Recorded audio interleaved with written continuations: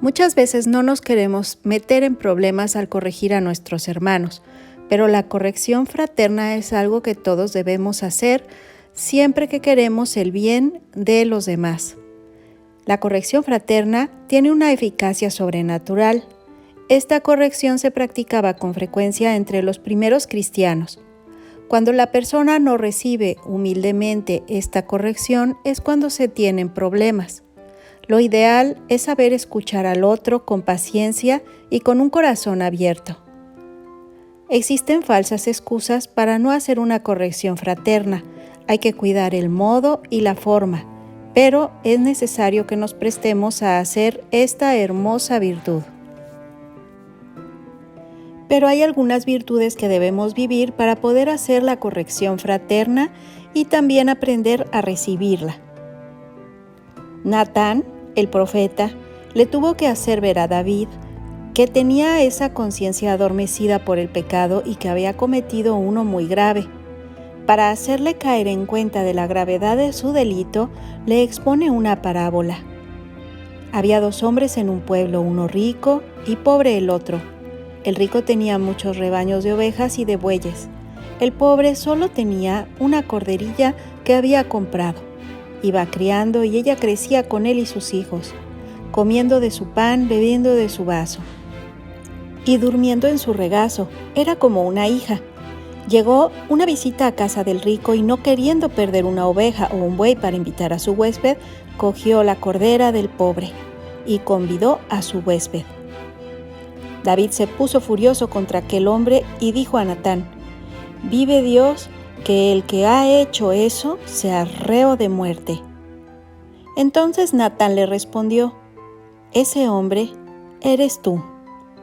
Y David recapacitó sobre sus pecados y se arrepintió y expresó su dolor con este salmo que la Iglesia nos pone como modelo de contrición. Y comienza así: «Apiádate de mí, oh Dios, según tu piedad, según la muchedumbre de tu misericordia. Borra mi iniquidad». David hizo penitencia y fue grato a Dios, todo gracias a esta corrección fraterna, a esta advertencia oportuna y llena de fortaleza como fue la de Natán.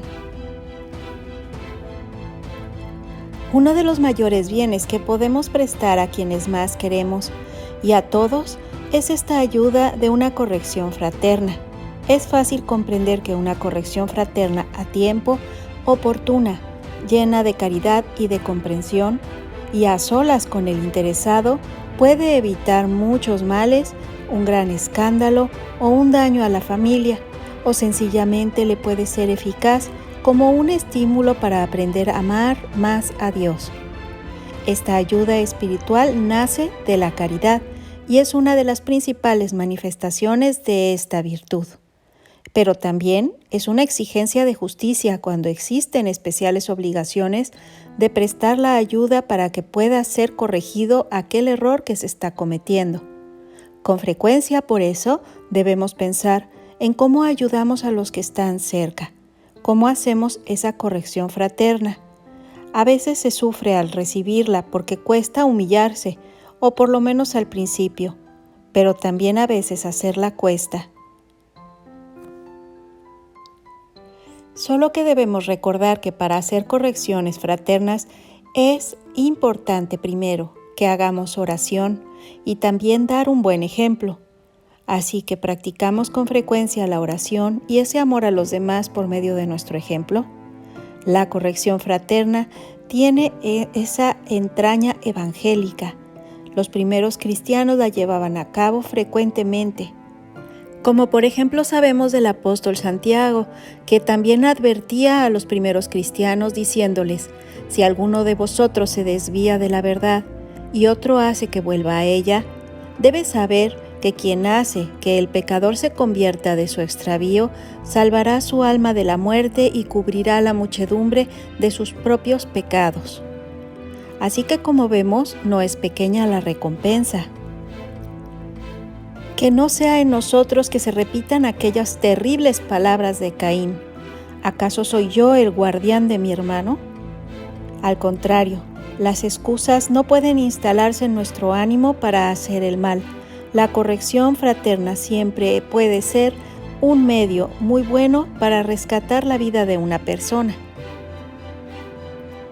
Es como un médico que no quiera decirle a su paciente que si se quiere curar debe sufrir una dolorosa operación, o sin embargo que los cristianos tengamos a veces esos reparos en decir que quienes nos rodean no queremos hacerlos sufrir al hacerles ver sus errores.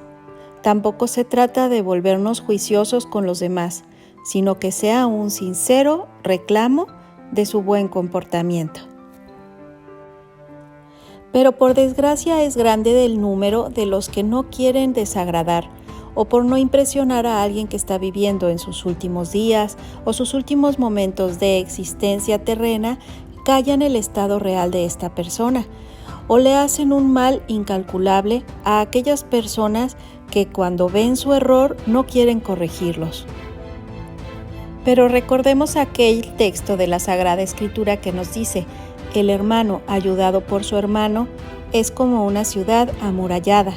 Nada ni nadie puede vencer contra la caridad el bien que se puede hacer. Con esta muestra de amor cristiano no solamente mejoran las personas, sino también la misma sociedad. San José María Escriba aconsejaba: cuando hayas de corregir, hazlo con caridad, en el momento oportuno y sin humillar, y con ánimo de aprender y de mejorar tú mismo en aquello que estás corrigiendo. Así, Cristo practicaría esa virtud si tuviera que corregirnos a nosotros. El que ha de corregir tiene que ser, por necesidad, una persona virtuosa, porque al hacer esa corrección fraterna se tienen que vivir las virtudes, sin las cuales no sería una verdadera manifestación de caridad. Por eso es importante ser humilde, saber orar y verdaderamente tener un ejemplo de vida. A veces, a cierta animosidad y falta de paz interior nos puede llevar a ver en otros defectos que en realidad son nuestros. Tenemos que tener cuidado, corregir con amor, sin deseo de hacer daño, con cariñosa intención de lograr que esa persona pueda enmendarse. ¿Por qué corregimos? ¿Por qué nos apena haber sido ofendidos por esa persona a la que corregimos? Si hemos usado las palabras justas, el tono adecuado y de todas maneras la persona se ha ofendido, entonces no es por nuestra falta de virtud, sino por la falta de humildad en la otra persona. Es igual de importante saber dar una corrección fraterna adecuada como saber recibirla con humildad, en silencio y sin excusarnos.